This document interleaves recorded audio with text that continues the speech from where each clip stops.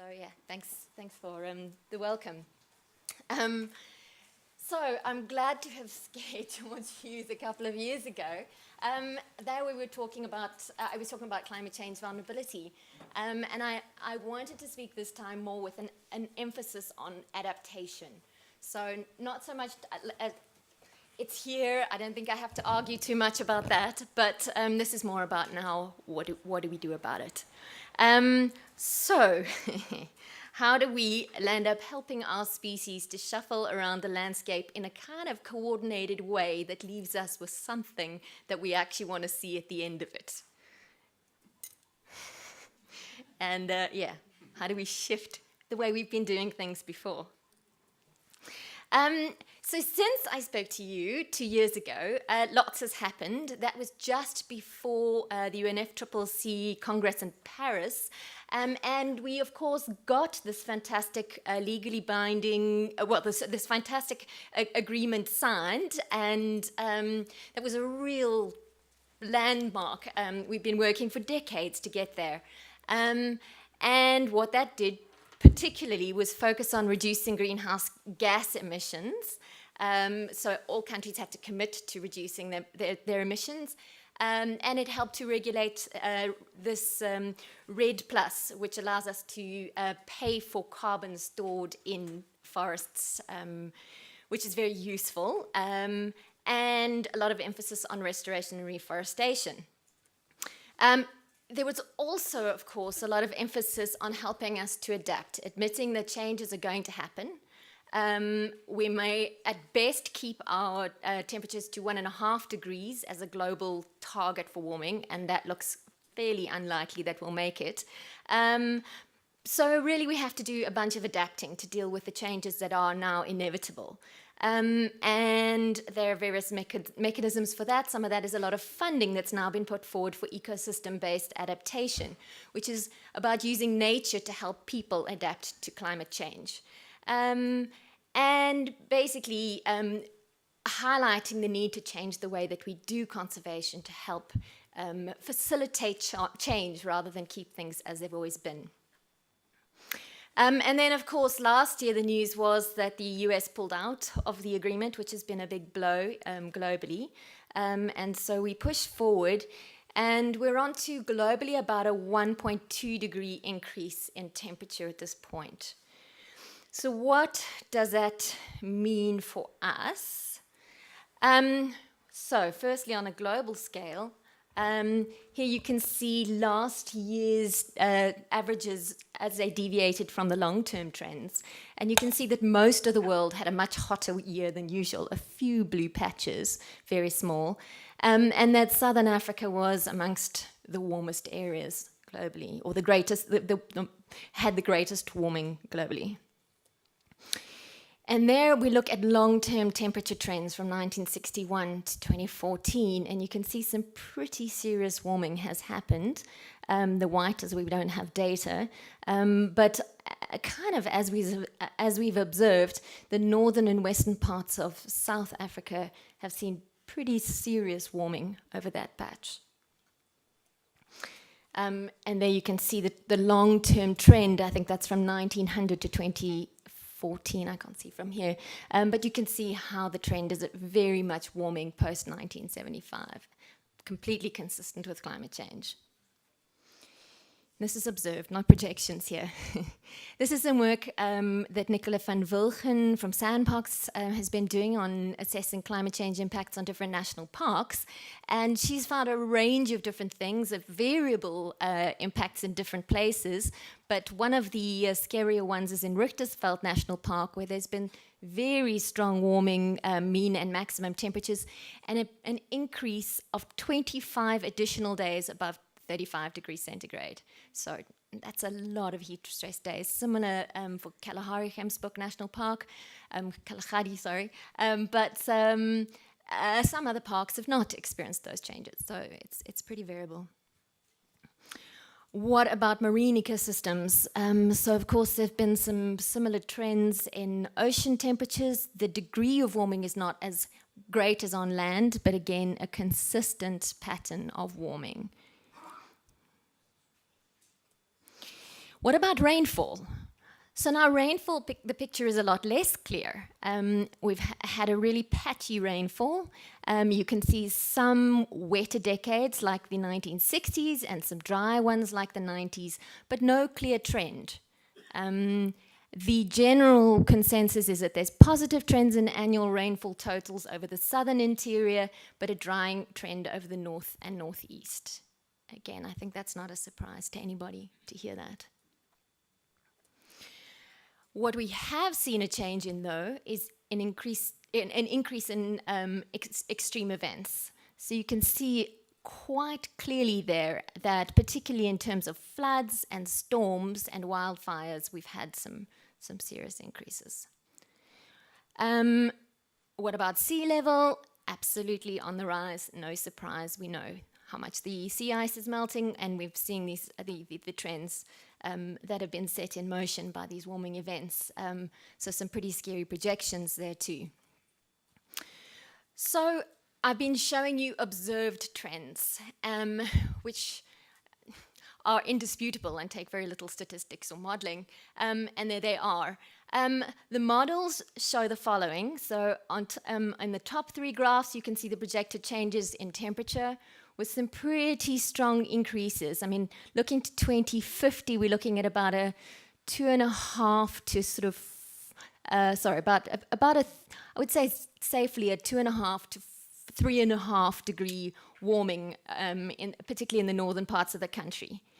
And we are pretty confident in those temperature projections. There's not much disagreement in those models. If you look at precipitation, lower down, you see the trends, more or less what we've been seeing of at this point in the near future, drying in the western part and a little bit wetter in the eastern part, but then an overall drying later.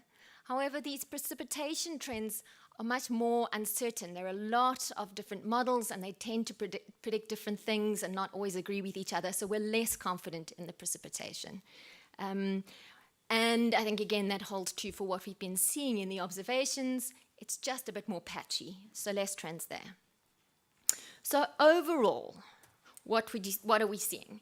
And what can we expect in the future? And for me, I feel most confident to actually look at what we've already seen and look forward and compare that with the projections rather than just look at the models. It feels safer to me. And there you can see, and this summary comes from the CSIR in their latest reports, that we can be completely confident across all the different kinds of models. Those are the three different columns that you're seeing across all three, that we're going to get an increase in temperature. In terms of rainfall, we think a little bit of an increase, but the grey indicates that we're really not sure. In terms of extreme temperatures, we're quite sure there are going to be more. Heavy rainfall, we think there'll be more. And in terms of droughts, we think they'll be more frequent and probably more extreme. So that is, I think, what one needs to bear in mind. That's a fairly simple story. However, it's of course important to remember that each of those interacts with all the existing pressures. And so, yeah, it would be nice if you could just remember those 5 things, but one needs to consider them and the interacting effects with all of the others. So that is the big picture. What else have we been seeing in the last 2 years since I told you about a bunch of species that were being impacted? Well, I talked about corals then, and since then the Great Barrier Reef has seen enormous and very scary bleaching, such that even presidents like Trump and the Australian president are talking about it with great concern. I was up in Tanzania last year and earlier this year and witnessed this with my own eyes. This is a river that usually has a few hippos in over the dry season, and the dry season has extended by a month and has been a lot drier. And in combination with a lot of people, pastoralists who've moved in from up north because there have been great droughts in the areas where they usually graze their cattle, so they're using much more water. And it's been a dry season. We're seeing this. Usually maybe 1 or 2 hippos die. Apparently over 100 died this year in this particular pool alone. Adelie penguins, this was news I think just a few weeks ago. One of the colonies that had 18,000 penguins, all but 4 of the chicks died this year because of a sudden cold event that meant that the ice extended and the parents couldn't actually get to the sea and get back to their chicks to feed them. And so we've lost pretty much a full reproduction from that colony this year. Again, it's patchy and it's not all of them, but that's the sort of thing that really knocks populations, particularly rare ones. I witnessed this myself a couple of weeks ago in Rocky Mountain National Park. I was over in the US working with the National Park Service there, and this is astounding. The pine bark beetle has always been in these massive temperate forests, but the warmer winters mean that its larvae are not killed, and so it's going berserk and basically wiping out huge areas of forests all over North America. Really devastating. I mean, the park staff are having to cut down trees around campsites, so it's really affecting the cultural value and the tourism value of their parks, and that's all over the States. I hadn't seen anything as clear as this before. And then my last species example is this guy, the Bramble K. mellimus, lived only on this little island in north of Australia in the Torres Straits, just between Australia and Papua New Guinea. But very clearly monitored because it was a rare, very rare species.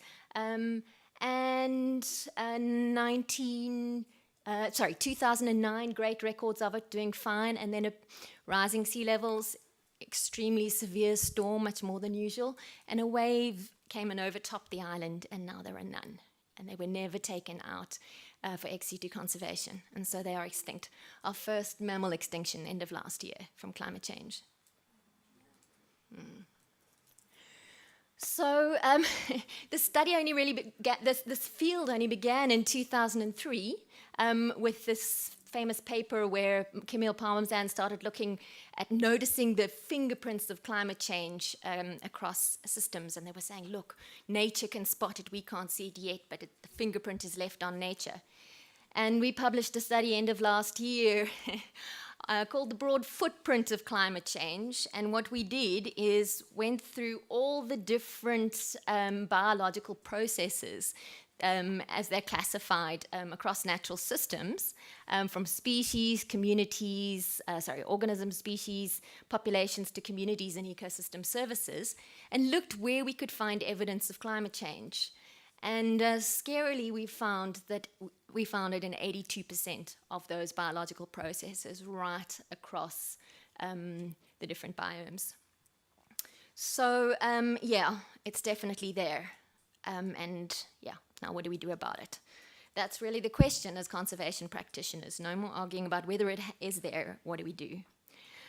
And this remains the best and the most widely used framework or system for developing climate change adaptation strategies. It's really nice and simple, it's pretty intuitive, and it really is very helpful. So number 1, you've got to identify your conservation targets. Number 2, assess vulnerability to climate change. 3, identify your management options. 4, implement them. And at each stage, you want to monitor, review, and revise. How's it working? What's happening? So pretty simple. And what I hope that you take away most from this talk. Now, firstly, in terms of identifying conservation targets, that could be, depending on what your work is, species, it could be your protected area, it could be a region or a country. And you need to think hard well about what that is. I know the National Park Service had this mandate to try and keep things natural, the way that it was before people got there. And they've had to really think again about their target because, of course, under climate change, that's impossible. It's not going to be natural. So they've actually changed their motto. First of all, they thought, okay, we've got to protect wildlife. No, because actually it may be that we have triage situations and we decide we're not going to protect everything. So we can't even say that now. And they're turning it into, let's maximize the potential of wildlife to thrive. That's now it. So we need to go right back to our targets and our strategies. Another example, Joshua Tree National Park. they're quite clear that there are going to be no Joshua trees left in it because they're shifting. They're shifting upwards and out of the park. So they're reevaluating whether they want that park. They have decided that they do. But these are the kinds of things we need to be doing. Last time I showed you this framework, which comes from the IPCC, vulnerability being composed of how exposed you are, how sensitive you are, so the ability to stick it out where you are, and how adaptive you are, your ability to escape. And we talked about it in a species concept, and I showed you the IUCN study that we'd done. But this year, what I want to talk to you about is a study, carried out by a UCT master student, Kevin Coldry, and we're working with sand parks to assess the vulnerability of national parks. And so we use the same concept of exposure, sensitivity, and adaptive capacity, and but at a park scale, focusing at a park scale. So what makes a park sensitive and adaptive or unadaptive? And so we looked at it in terms of species, ecosystems, infrastructure, the neighboring communities, and tourism. So what is the ability of these parks to continue to deliver what we need them to under climate change? Now, before you get too excited, we have not completed this. So I'm showing you just some examples of how we're doing it, but hoping to encourage people to think of their systems and your protected areas at provincial or whatever level in a similar way. So when we looked at changes in ecosystem types, to examine that, we used climate envelope models of the different biomes and also looked at some of the models that are out there that show shifts in vegetation types. Most typically they show something similar to what Tim was talking about with in the eastern parts of the country, quite a lot of some loss of grasslands to bush encroachment and woody vegetation. What about sensitivity of the park to decline in the biodiversity, and particularly of the species? So there we took some of the climate change vulnerability assessments that the IUCN had carried out, which are freely available, and some species distribution modeling that's being carried out by another GEF project that University of Stellenbosch is involved in. Again, these are going to be freely available projections of species ranges by next year, and I will show you where to find those. What about your park's infrastructure, your lodges, your roads, your bridges? So we wanted to see how vulnerable they were to climate change. So we looked at 1 in 100-year floods and sea level rise. These are just quite simple. And what about extraction by communities around the park? Potentially as humans land up being vulnerable to climate change, they become much more reliant on natural resources. So how is that potentially going to impact on parks? So we had a look at how poor and how vulnerable the communities around the parks are, and at where there's already issues with extraction. And what about tourism decline? Now this was an interesting one. He looked at where malaria is predicted to shift to. And that has some pretty interesting shifts around the country. Also, bush encroachment. If you can't see the game, are people going to still keep coming and trying? When is it too hot? We all know nobody wants to go to Kalahari in the middle of summer. It's just too hot. So what is that gap that people won't come in anymore? And also, what if you lose the charismatic species? What if you lose the sort of the big five in your area? And lastly, adaptive capacity. And the sand parks already monitor the effectiveness of their conservation, and so that is available, and basically, obviously, better managed parks is an indication that they'll probably be able to be more adaptive in the future. And again, for species to shift around, how permeable is the landscape around them? So these are some ideas. This is an example of one of the parks that have come out as a first sort of cut of the results, Marakele, and you can see how it scores in the different areas. And the hope is that this links in, when we know what the park is vulnerable to, it becomes much easier to work out what kind of management you do in response to that. And it also helps sand parks to prioritize where different needs are and which parks are most vulnerable. So that's the hope. So moving on to, so that was assessing vulnerability to climate change, and the slides I skipped over, I won't go back to, but basically we did produce these IUCN guidelines for assessing species vulnerability to climate change. I have a hard copy with me. They are freely available online, and so please come and chat to me. They're directly aimed at practitioners like ourselves, and that's the point, to translate the science for easy use. So now introduced onto identifying management options, and this is where we get to the dance class bit. So one of the things we obviously have to do as a management option is to help species move around. This is an example for Proteaceae, and we can see the sorts of directions their climatic envelopes are moving in. This is birds, and it shows turnover of species in protected areas. So some areas, like in Botswana, have enormously high turnover, with lots of species arriving and lots of species leaving. And you wouldn't, if you're going to try and hold what you have, protect things as they are, well, you're going to fail and it's not going to work. Instead, you need to be shuffling those species around. You need to be welcoming the new ones and helping the other ones to shift to where they need to go, which is typically further south and uphill, or closer to the poles.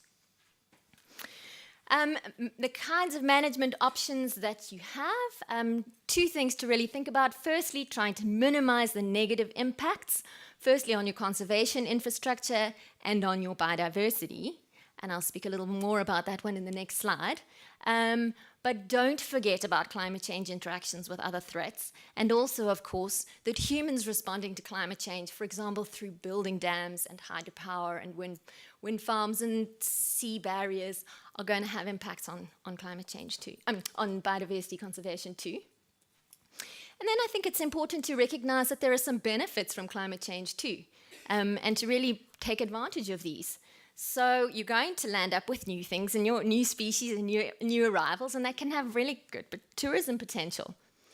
Ecosystem-based adaptation is really exciting for conservation. Although the objective is to help people adapt to climate change, it's recognizing the ecosystem services provided, for example, in terms of holding water. And protected areas count. This is not like RED, where you couldn't use anything that was an existing conservation initiative before this started. Our protected areas count if they provide services in terms of water, in terms of pollinators, in terms of any kind, all manner of resources. We can land up getting payment to maintain them so that they can help people. So that's really exciting. Payment for carbon storage, RED, there are opportunities, of course, outside existing protected areas, and in terms of forest restoration initiatives. So action types, there's a lot of detail, and I'm not going to go into it in detail because there's a really great guide now available, practitioner-focused, for helping to adapt to climate change. But some of the principles to think of: reduce your stresses that amplify climate change impacts. Preserve and enhance connectivity. Sustain and restore ecosystem processes. Identify and protect climate refugia, really important. And protect areas that provide future habitat for displaced species. These are just some principles and some ideas. And lastly, implementing management options. And this is where we get to really be the dance teachers. This is it. How do we do it? Well, how do we get it right when we've never done this thing before? How do we track the impacts of changing climates? Because if we carry on doing what we were doing before, things are going to get naturally worse, and we're going to think we were failing, but in fact we actually might be making them less bad than they would have been, and that's a success. So how do we track this? How do we know whether our responses are effective and improve them? To do that, we need to see what would have happened without them and with them. And lastly, how do we build a community of practice so we share what we're learning as quickly and effectively as possible, so we don't waste time, we don't waste money as we learn how to do this thing. With this in mind, we carried out a short pilot study, this being led by Yolanda Turango from the Plant Conservation Units, working with Lindsay and myself. And what we wanted to do was find out who in the Western Cape was doing what around climate change adaptation, and how effective was it, or is it being. So we went to a range of different organizations operating in the Western Cape, and we basically read their reports, and we interviewed them and found out who's doing what around climate change, who's doing it intentionally, and who's doing stuff like promoting connectivity that it wasn't really intended for climate change, but is still very valuable in that sense. And so we recorded all those, and it was pretty interesting what we found. First of all, so these are the sorts of things that people are carrying out in the Western Cape. Vulnerability assessments, protected area expansion, habitat rehabilitation, land stewardship, river rehab, ecosystem-based adaptation, and creation of climate change buffer zones. So some pretty cool stuff is going on. So we said to people, so how are you testing if it works? How effective is it being? And they were like, what do you mean? We said, well, where's your control? And they were like, ooh, good idea. And that has been what we've been finding pretty much everywhere around the world. We're trying stuff, but how do we know if it works unless we actually plan effectively? And so this is behind an idea for a project that we've just started working with University of Cambridge, BirdLife, and various other NGOs to develop an evidence base around climate change adaptation. So try and harvest what's sitting in peer-reviewed grey literature and in projects around the world.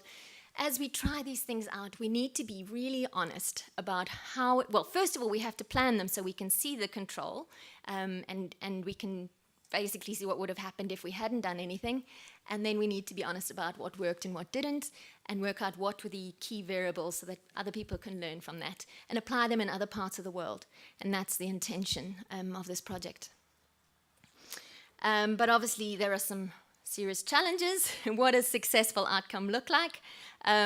Over what time frames do you measure outcomes of interventions? Something might be useful initially and then become less useful later, potentially even maladaptive, so there are some serious challenges. But we have our work cut out for us, and I think we need to use the tools we've got out there, which are things like the developing evidence bases and fora like this to talk to each other and discuss.